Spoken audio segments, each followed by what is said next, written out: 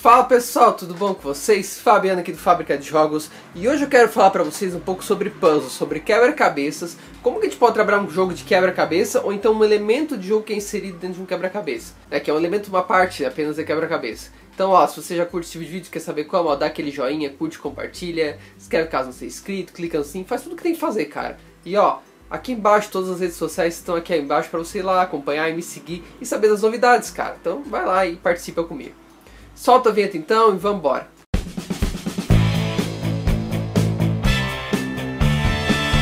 É muito comum a gente inserir quebra-cabeças em jogos. A gente, quando pensa num jogo, gente, é muito comum a gente pensar o quê? Em problemas para o nosso jogador resolver, não é verdade? Quando tu está fazendo lá um jogo, tu está pensando em problema que ele vai resolver, tu está pensando em algo que ele vai ter como desafio para ser resolvido ao longo do processo. Porque na verdade os jogos são resoluções de problemas, faz parte do processo mesmo.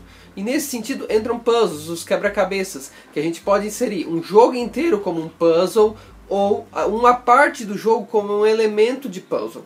E nesse sentido, o Shell tem um conceito muito legal, inclusive o Shell, tanto o Shell quanto a minha experiência, quanto o Sheldon, que trata a parte de narrativas, traz um pouco desses princípios e isso que eu estou comentando aqui nesse vídeo, tá? Como base para a gente começar essa conversa sobre puzzles. E o Shell ele fala um conceito muito legal, que quebra-cabeça, na verdade, ele é um jogo com uma estratégia dominante, é isso que ele conceitua. E aí a gente tem que entender um pouco também que o Shell aqui ele está trazendo perspectiva de jogos que quebra-cabeça que tem um final que é aquele único e acabou. Então, por exemplo, quando eu resolvo um cubo mágico, por exemplo, e eu aprendo a resolver o cubo mágico, a lógica do cubo mágico, eu descobri a estratégia dominante de como resolver um cubo mágico. E basicamente está resolvido. Assim como um jogo da velha. A partir do momento que eu descubro a estratégia de como funciona o jogo da velha, a estratégia dominante, né, do jogo da velha, que quem joga já sabe como é que funciona, basicamente o que vai acontecer? Vai dar empate sempre, ou eu vou ceder a vitória para alguém ganhar. Basicamente é isso, o jogo da velha acaba acontecendo, né? Porque de fato ele acaba sendo uma estratégia dominante. Ele tem uma estratégia dominante, você tem que fazer, aplicar e dá tudo certo. Claro que tem alguns puzzles que mudaram um pouco esse sentido, porque tem puzzles que brincaram com a aleatoriedade, como no caso de Candy Crush, por exemplo, no caso do Tetris, né, que são jogos que tem aleatoriedade. Tu sabe que tem que fazer aquela composição ali, mas devido à aleatoriedade, você conseguiu dar longa vida para o jogo e conseguiu mudar um pouco essa perspectiva. O que é muito interessante, né? Dá muito mais longa vida para o jogo, porque senão, basicamente, pega um puzzle como, por exemplo, Torre de Hanoi. A partir do momento que tu soube fazer a solução de 3 discos, por exemplo, vai ser sempre a mesma coisa, então perde a graça um pouco, né? Tu descobriu a estratégia dominante e basicamente tu perdeu a graça. Então o Shell está tratando muito nessa perspectiva aqui desse tipo de jogos. Mas, com os jogos eletrônicos, muita coisa um pouquinho deu uma mudada devido a essa questão de aleatoriedade. E aí tem alguns princípios que são bem interessantes para a gente discutir aqui, né? O primeiro deles é que um puzzle tem que ter um objetivo que seja fácil de entender, mas que seja difícil de dominar, que é o que a gente chama de elegância, né? O princípio de elegância. Então, quer dizer, todo puzzle ele é fácil de jogar, ele é fácil de manipular. Um próprio cubo mágico é fácil de manipular. Um próprio jogo como Box, né, que você tem que empurrar as caixinhas, é muito fácil de jogar. Ele é simples, um Candy Crush é fácil de jogar, um Tetris, né? São jogos fáceis, mas são difíceis de dominar, vocês não concordam comigo? É difícil, né? Chega um ponto lá do jogo que não é tão simples assim, né? Um Gênios, então são jogos bem complicadinhos, até tu dominar tudo e conseguir levar uma certa habilidade. Então, um bom puzzle, ele é isso, fácil de brincar, mas difícil de dominar. Esse é um ponto bem interessante. O outro ponto também é que o puzzle tem que mostrar que está ocorrendo uma progressão. Então, por exemplo, se eu estou lá num caça-palavras, eu tenho que mostrar que eu estou tendo progressão. Então, das 10 palavras lá, eu já achei 3. Então, quer dizer, eu estou mostrando visualmente que eu estou progredindo. Ah, pode ser um nível, como é no Tetris, vai passando nível. Ou Candy Crush, que tu vai desbravando um caminho, né, chegando nos níveis. Pode, são formas de mostrar progresso também, não tem problema nenhum. Importante é que o jogador tem que ter noção de está progredindo, ele está chegando perto da solução. Quanto mais você conseguir mostrar isso para ele, ele não vai desanimar e ele vai querer continuar a resolver o puzzle. Outra questão também é o jogador saber que tem uma solução, tá? Tem que ter solução, né? O puzzle sem solução é meio complicado, né? E o jogador tem que perceber que tem uma solução, entendeu? Porque se ele não percebe que tem uma solução, ele fica perdido. Então, muito comum quando você tem aqueles livrinhos de atividade, de passatempo, de puzzle, ter, por exemplo, a solução embaixo, né? Ou a solução no verso dele. Então, quer dizer, você tem uma garantia que não, tem solução. Eu que não tô achando onde eu quero chegar. Então isso é legal. Tu dá aquela expectativa que não, tem jeito sim, ó, Fabiano, continua aí trabalhando no puzzle que tu vai conseguir chegar numa solução, certo? Porque tu criar uma coisa que não tem solução daí é brabo, né? Outra bem questão de puzzle, gente, que sempre há uma dificuldade gradual, que vai aumentando aos pouquinhos. No caso do Tetris você tem a velocidade, mas no caso de Cut the Rope, você tem o quê? A inserção de novas mecânicas e a complexidade de fazer também as antigas. Então, quer dizer, conforme tu vai fazendo, tem que fazer mais passos para cortar a corda. Você tem que daí fazer a bolinha voar, para daí estourar a bolinha, pegar o embalo e levar pro sapo. Então, quer dizer, tem uma série de brincadeiras que você tem que fazer para eliminar isso, mas isso é legal. A dificuldade gradualmente vai te deixando mais afiado e aos poucos tu vai preparando o cara para isso, né? Lembrando que a gente tem que desenvolver a habilidade do jogador mediante o desafio que a gente está propondo também, né? Porque senão se torna frustrante, certo? Teoria do fluxo. Então, nesse sentido, a gente trabalha também os puzzles. Outra coisa que é muito comum também e é interessante, a gente aliviar o jogador com outros puzzles, né? Com outras formas também de dar um alívio. Por exemplo, isso é comum às vezes em outros jogos. Por exemplo, peguei o exemplo do caça-palavras. Ele faz isso muito bem, o caça-palavras. Porque, por exemplo, eu estou procurando a palavra aliviar, né? Estou procurando essa palavra, não acho a palavra aliviar de jeito nenhum. Ah, eu vou procurar então a palavra bode, então. É uma forma de tu trocar o puzzle. Então, em vez de procurar aliviar, eu vou procurar bode agora. E daí, aí tu dá um alívio pro cara de não pensar em aliviar. Ele tá procurando a palavra bode agora. E daí, muitas vezes, nesse percurso aí da procura aleatória, ele acha o aliviar. Entende? Você deu um alívio pro cara daquele puzzle. Isso é muito legal, tá? E ajuda bastante. Se tu tem essa possibilidade de fazer, é legal. Tu dá uma descansada no cérebro pra aquela coisa e parte para outro tipo de desafio do teu passatempo, do teu puzzle que tu tá propondo. Então isso é muito legal. Outra questão também legal é o feedback da resposta. Gente, é interessante dar um feedback, né, para ele, né, um retorno do que ele tá fazendo, né? Ah, aquela peça ele acertou, aquela ali ele errou, né? Às vezes é importante. Tem alguns jogos que fazem isso, né? Tem um jogo de tabuleiro que eu já falei várias vezes que é o Mansion of Madness. Tem uns puzzles lá que você tem que fazer uma combinação de símbolos. E aí ele não te diz exatamente a ordem que tu acertou, mas ele diz assim, ó, olha, desses 5 números que tu colocou aí, esses 5 símbolos que tu colocou, 3 tu acertou, os outros 2 tu errou, ou então 2 tu acertou. Ou seja, ele te dá um feedback que vai te dando uma ajuda aí para te pensar em como tu tem que elaborar. O feedback, né, é essencial para te manter no caminho e te manter interessado. Então isso aí vai te ajudar e vai te dar esse subsídio bem bacana. Outra coisa também, é aumentar o interesse revelando aos poucos o puzzle. Então sabe o jogo de cruzadinha, quando tu fecha uma palavra e aquela palavra que tu fechou dá pista, dá dica de outra palavra que cruzou?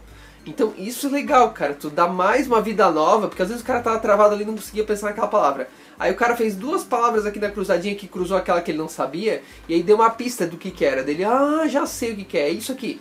Então, sabe, tu dá uma vida nova pro jogo e faz o cara andar mais à frente. Então é muito legal isso. Outra também, te dá dicas também. É legal, funciona. Né? Tem um jogo de palavras, eu vou colocar aqui na imagem pra vocês, eu esqueci o nome dele, mas que a minha mãe adora jogar esse jogo, ela joga muito, né? Aliás, pra idosos é muito legal puzzles, tá? São jogos muito bem recomendados. E aí, ela joga muito isso aqui, e às vezes ela dá dica, ela tá travada numa palavra, não consegue saber que palavra que forma, e aí ela usa uma dica, né, pra poder ter a primeira letra, e aí vai dando uma ajuda pra ela. Claro que, gente, isso é legal de aplicar, dar dicas, mas é legal ter um custo também, dependendo do jogo. Nesse caso, esse jogo aqui tem um custo, né? Custa um dinheirinho que ela arrecada ao longo das palavras que vai acertando, pra ter essa dica aí pra te ajudar a colher mais, né? E te manter no fluxo interessado. Também tem jogos que dão uma pista pro cara, por exemplo, andar um pouco, não ficar tão parado. Mas às vezes nem sempre é a melhor solução, que é o caso do Candy Crush. O Candy Crush, quando você tá jogando, uma pecinha começa a dar um brilhinho, pra te indicar que ali é uma combinação possível que tu pode clicar e vai dar resultado. Nem sempre é a melhor solução, mas é uma possibilidade que ele se apresenta pra te não ficar ali perdendo tempo, né, e já poder começar o jogo. Outra questão que a gente tem que também trabalhar sempre em puzzle, gente, é pensar que o puzzle tem que ter uma relação com a narrativa. Já pensou o cara numa ação frenética lá, o cara agora você tem que resolver um puzzle aqui e tá vindo um maremoto te chegando pra te pegar, e aí tu tem que resolver um puzzle aqui, sabe? Se não tiver contexto pra esse puzzle, fica uma coisa muito estranha. Agora é diferente de uma situação assim, a bomba vai explodir, eu tenho que desarmar a bomba, e ela é uma senha em números que eu tenho que decifrar. Aí eu tenho um tempo pra isso. Ai meu Deus, eu tô ali frenético, eu tenho que desativar a bomba. Ok, tá dentro de um contexto do jogo, faz sentido isso, né?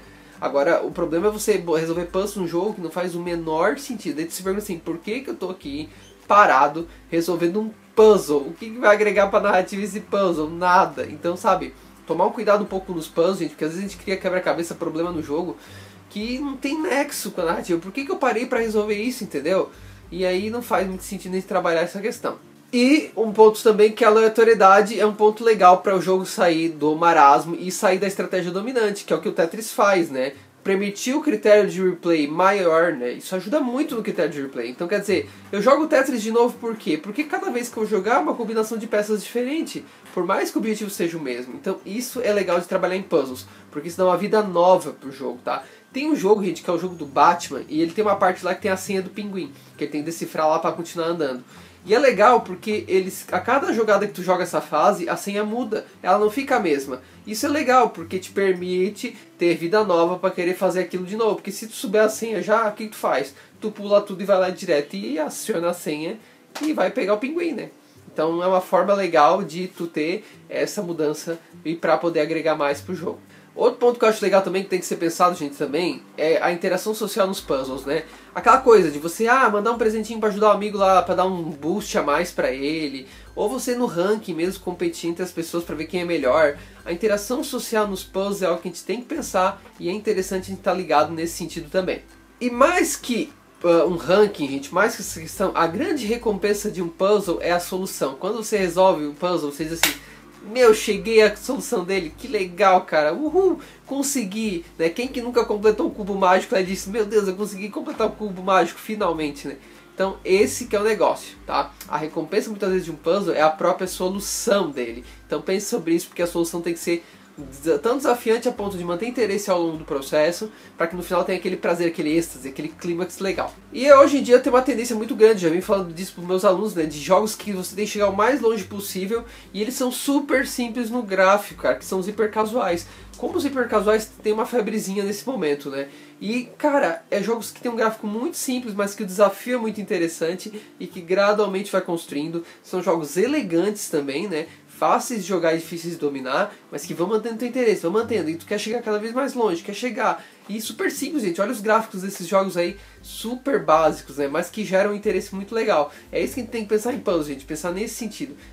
Pensar em jogos que vão te engajar, são simples na mecânica, mas que engajam pra caramba, né? Então isso aí você começa a construir puzzles que são muito bacanas. Certo, povo? Espero que você fiz aí você pensar um pouco em puzzles, como você pensar nos seus puzzles nos games, pra você pensar tanto aquele puzzle que vai estar dentro do teu jogo lá internamente, né? Que nem um jogo de puzzle, quanto o jogo de puzzle em si, como você pode criar. Lembrando sempre que os puzzles têm uma vida longa muito grande, muitos deles não tem nem temática muitas vezes, é só mecânica pura, e que mesmo assim engajam a gente por quanto tempo ainda, né? Olha quantos jogos de puzzle a gente tem aí e ainda estão vigentes e estão fazendo a gente se divertir, né? Então é interessante a gente pensar em puzzles com certeza, né? Afinal de contas, os jogos são soluções de problemas e os puzzles nada mais são que soluções de problemas também. Certo, gente? Então se você curtiu esse vídeo, ó, dá aquele joinha pra mim, curte, compartilha, se inscreve caso não seja inscrito. Game Designer, cara, Game Designer, vamos aprender a fazer puzzles e ó, vamos conhecer também os 18 atributos para ser um ótimo Game Designer. Meu e-book, tu já baixou, cara? Vai lá estudar então, cara, baixa pra te conhecer um pouco mais, tá bom? E meu WhatsApp tá aqui também pra você mandar uma mensagem pra mim. E claro, ter as notícias aqui, ter tudo que acontece aqui também no nosso canal e também os cursos online, todas as novidades que acontecem no Fábrica de Jogos, beleza? Então, tchau pra vocês e até o nosso próximo vídeo aqui no canal do Fábrica de Jogos.